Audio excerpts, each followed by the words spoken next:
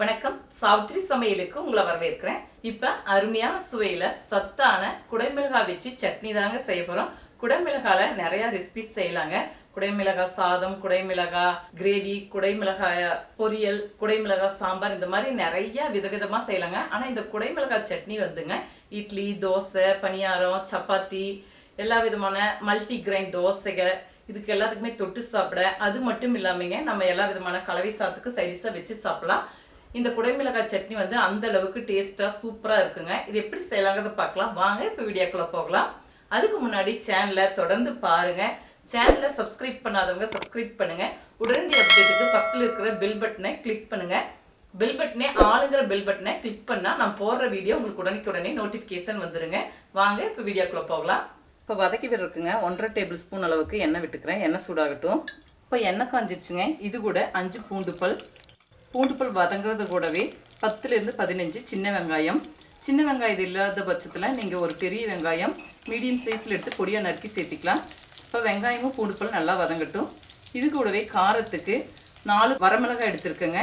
நீங்கள் வரமிளகாய்க்கு பதிலாக பச்சை மிளகாய் கூட சேர்த்திக்கலாம். உங்களுக்கு எந்த அளவுக்கு காரமோ அதுக்கு தகுந்த மாதிரி மிளகாய் சேர்த்திக்கலாங்க. இது கூடவே ஒரு தக்காளி. தக்காளி ஓரளவுக்கு வதங்கிடுச்சுங்க. இப்போ தேவையான அளவுக்கு உப்பு சேர்த்திக்கலாம். இது கூடவே ஒரு பெரிய சைஸில் குடைமிளகாய் எடுத்திருக்கேன். இது நல்லா வதக்கி விட்டுக்கலாங்க. குடைமிளகாய் கொஞ்சம் பெரிய சைஸாக எடுத்துங்க. சின்ன சின்ன துண்டுகளாக நறுக்கி வச்சுருக்கேன். இது கூடவே கொஞ்சமாக பொடியாக நறுக்குன மல்லித்தலையாக சேர்த்து நல்லா வதக்கி விட்டுக்கலாங்க. உங்களுக்கு சட்னி உண்ணி கூடுதல் சுவையில் நல்லா டேஸ்ட்டாக இருக்கும். ஒரு 2-3 நிமிஷம் நல்லா குடைமிளகாவை வதக்கி விட்டுக்கிட்டாலே போதுங்க.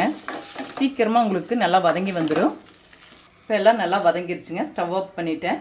இப்போ ஒரு தட்டுக்கு மாற்றி சூடு ஆற வச்சுக்கலாம். இப்போ சூடு அரைச்சுங்க. இப்போ மிக்சி ஜாரில் போட்டு அரைச்சிக்கலாம். தண்ணி சேர்க்காம கொஞ்சம் குறகுறப்பாக அரைச்சிக்கும் போது உங்களுக்கு நல்லாயிருக்கும் இந்த சட்னி. நம்ம வதக்கும் போது உப்பு சேர்த்திட்டோங்க. அதனால் உங்களுக்கு தேவைப்பட்டால் பத்தலைன்னா கொஞ்சமாக பொடி உப்பு கலந்துக்கலாம். இப்போ தண்ணி சேர்க்காம அரைச்சி எடுத்துக்கலாம். பாருங்கள், தண்ணி சேர்க்காம இந்த அளவுக்கு கொஞ்சம் தருதருப்பாக அரைச்சிருக்கேன். இப்போ சட்னியை ஒரு கிண்ணத்தில் மாற்றிக்கலாங்க. நான் இன்றைக்கி வந்து இந்த சட்னி வந்து சப்பாத்திக்கு செய்திருக்கேன்.